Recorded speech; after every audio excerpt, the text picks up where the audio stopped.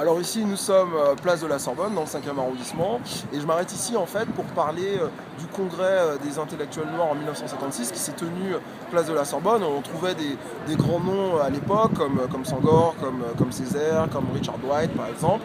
Et ils ont tenu aussi à utiliser cet événement comme une espèce de manifeste culturel pour un peu montrer l'existence d'un tiers-monde, pas seulement d'un point de vue politique mais d'un point de vue culturel, littéraire, artistique, etc. À l'époque, le contexte, c'est la conférence de Bandung où les pays du Sud tiennent à montrer qu'il existe, qu'on n'est pas juste dans une opposition ouest contre est, mais que le Sud existe. Et donc, c'est principalement à ça que servira cette conférence qui, à l'époque, ne choque pas. Enfin, la majorité des intellectuels soutient l'événement, et à l'exception d'un jeune député de l'époque qui, en 1956, déclara que c'est une honte pour la République d'accueillir une telle conférence dans une institution si prestigieuse. Ce jeune député, à l'époque, s'appelle Jean-Marie Le Pen. Et donc, c'est intéressant de faire des parallèles et de voir que 60 ans plus tard, ce genre de débat existe encore, avec quasiment encore les mêmes protagonistes. Donc,